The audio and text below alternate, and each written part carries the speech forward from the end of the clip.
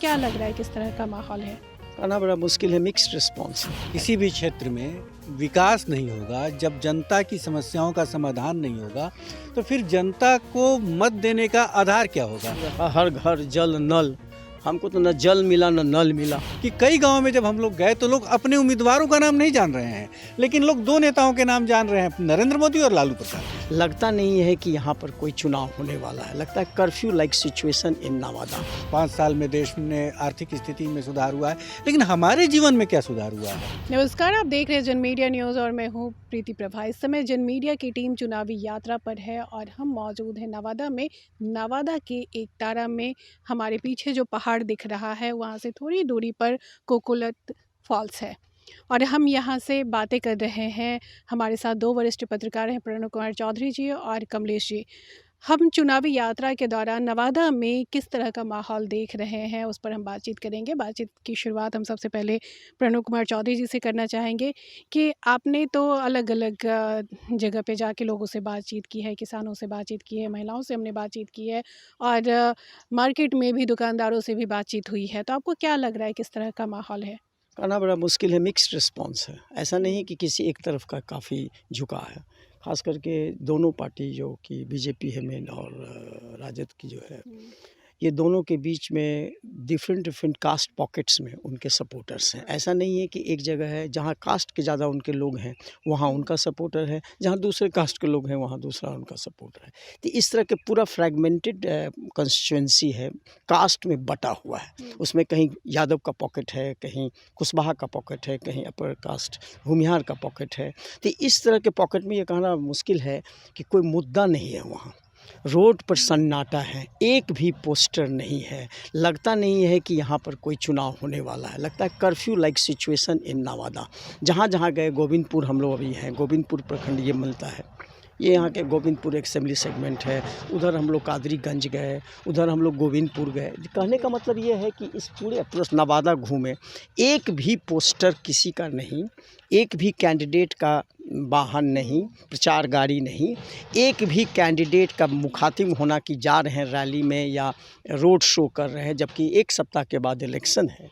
ये दर्शाता है कि एक लोगों में उदासीनता है, प्लस एक नया ट्रेंड भी बन गया है। अब ये ट्रेंड बन गया है कि कैसे कांटेक्ट करते हैं इंडिविजुअली और क्या करते हैं जो पाठक कैसे। और सवाल जब है कि कोई विकास का लक्षण नहीं लग रहा है विजिबल।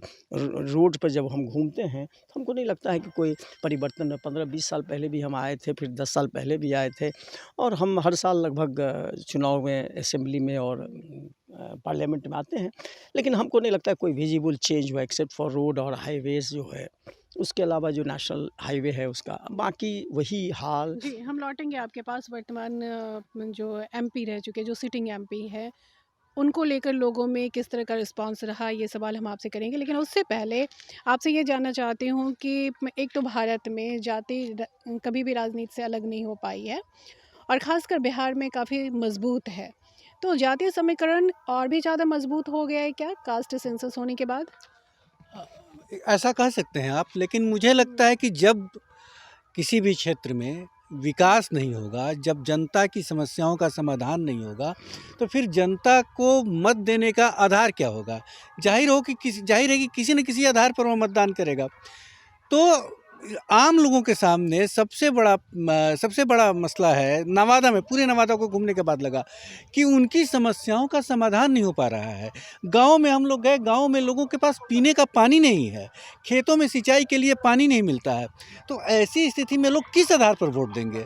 जाहिर है कि दूसरा आधार उनको दिखाई पड़ता है कि जब कुछ नहीं मिल रहा है तो जात को वोट कर दो। तो ये जो हम लोग जात के आधार पर बटा हुआ जो समाज देख रहे हैं, हम लोग चाहे आज वारिसलीगंज गए या कादिरगंज गए या जितने गांव में हम लोग गए, वहाँ लोगों के पास दिक्कतें हैं, लोगों की समस्याओं का कोई समाधान नहीं है।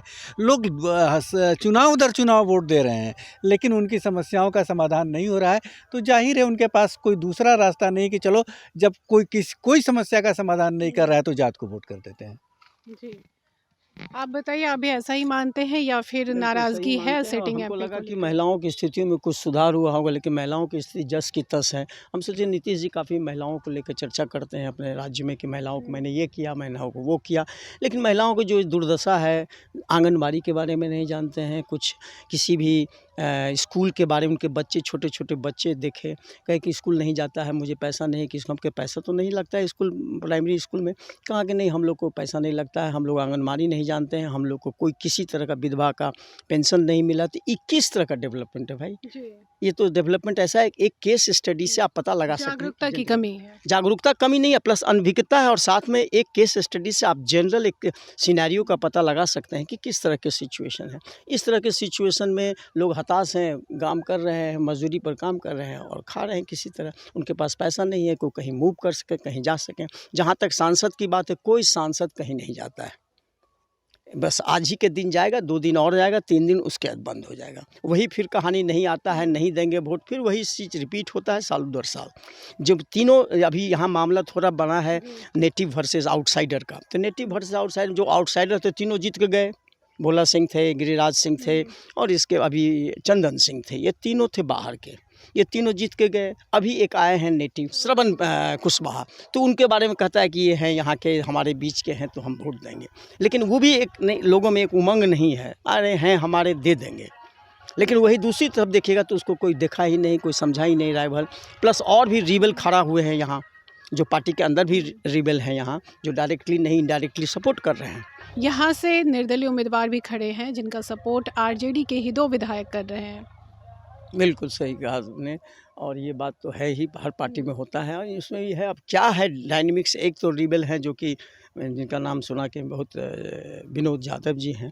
तो विनोद यादव जी रिबेल होके यहाँ पर कुछ वोट काटने के लिए, यादवों का और मुस्लिम का वोट काटने के लिए, और वो पिछले लॉयलिस्ट रहे हैं रूलिंग पार्टी के, पिछला रूलिंग पार्टी।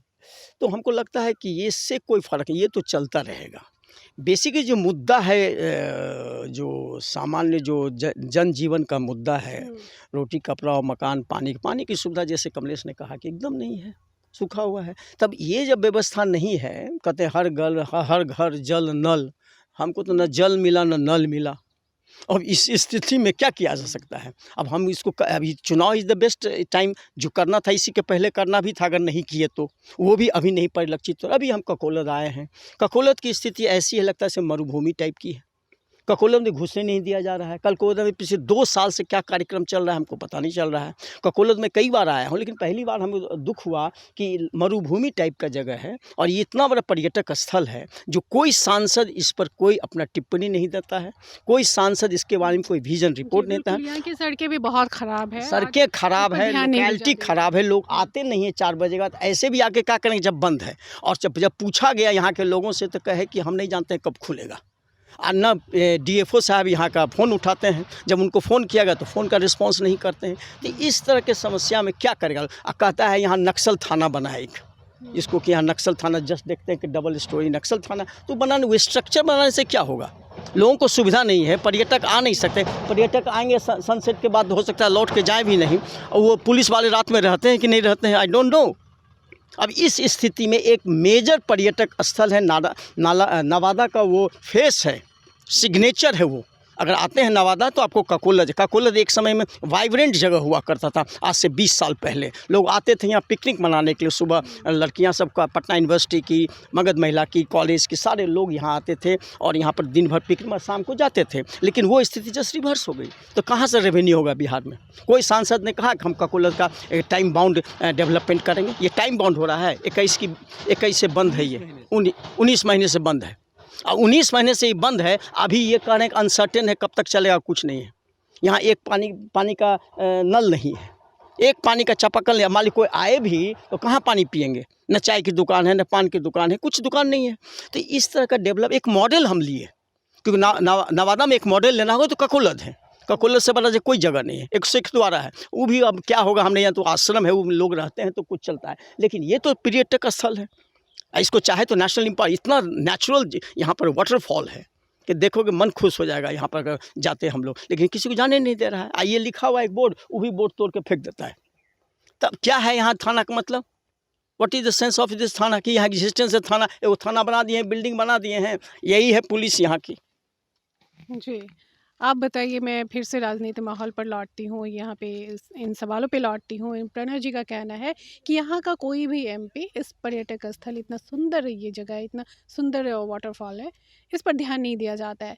लेकिन हम लोगों की समस्या पर बात करेंगे, आपने भी बातचीत की है लोगों से, तो क्या लग रहा है यहाँ पे जितने भी कैंडिडेट हैं उनमें किस तरह की हवा आपको बहती दिख रही है? देखिए, जब हम लोग वारसलीगंज से अंदर प्रवेश कर रहे थे नवादा लोकसभा क्षेत्र में, तो जिन गाँव में हम लोग गए, जिन लोगों से हम लोगों ने बातचीत की, वो लोग ये तो कहते हैं कि साहब ठीक है, पूरी दुनिया में भारत का नाम हो रहा है और 5 साल में देश में आर्थिक स्थिति में सुधार हुआ है, लेकिन हमारे जीवन में क्या सुधार हुआ है?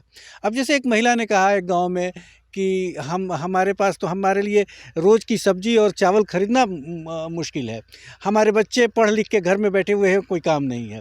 तो जो रोज़ बरोज़ की समस्याएँ हैं, मुझे ये लगा लोगों से बात करने के बाद कि वो समस्याएँ लोगों इस बार मतदान में दखल रखेंगी।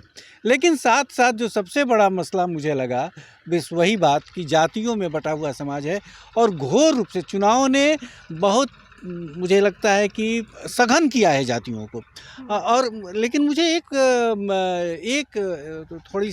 थोड़ा-सा अलग लगा एक बात कि जब हम लोग अनुसूचित जाति के लोगों के इलाकों में गए, ख़ासकर दलितों के इलाकों में गए, तो वहाँ जो नरेंद्र मोदी के प्रति, प्रधानमंत्री नरेंद्र मोदी के प्रति उत्सुकता और ललक वो बरकरार है, वो बरकरार है। तो क्योंकि लोग 2 ही नेताओं के नाम जान रहे हैं। हमको ये सबसे बड़ा ये मैं बात ज़रूर कहना चाहूँगा कि कई गाँव में जब हम लोग गए तो लोग अपने उम्मीदवारों का नाम नहीं जान रहे हैं, लेकिन लोग 2 नेताओं के नाम जान रहे हैं, नरेंद्र मोदी और लालू प्रसाद। तो वो लोग वोट कर रहे हैं नरेंद्र मोदी और लालू प्रसाद के नाम पर, न कि यहाँ के उम्मीदवारों के नाम पर। और यहाँ के उम्मीदवारों को सोचना चाहिए, ये तो बहुत दुर्भाग्यपूर्ण है कि यहाँ के लोग अपने उम्मीदवारों के बारे में नहीं, पढ़ने लिखने वाले लड़के नहीं जानते हैं। जब लड़कों से हमने पूछा तो उन्होंने कहा कौन चुनाव लड़ रहा है, नरेंद्र मोदी और लालू प्रसाद के बारे में हम लोग जानते हैं, इसके अलावा किसी को नहीं गांव में। तो ये बहुत दुर्भाग्यपूर्ण है और मुझे लगता है कि लोकतंत्र के लिए बहुत खतरनाक है। जी, लोकतंत्र के लिए खतरनाक तो है ही, साथ ही जो कैंडिडेट यहाँ से खड़े हैं वो या तो ज़ोर शोर से प्रचार नहीं कर पा रहे हैं, सुदूर गाँव में नहीं पहुँच पा रहे हैं, लोगों को जागरूक नहीं कर पा रहे हैं, या फिर लोग सिर्फ लालू प्रसाद यादव और पीएम मोदी के नाम पर वोट देने की मन बना चुके हैं। ये तो चुनाव के बाद ही देखना होगा। फिलहाल इस कार्यक्रम को हम यहीं समाप्त करते हैं, फिर हम किसी अगले पड़ाव पे आपसे मिलेंगे।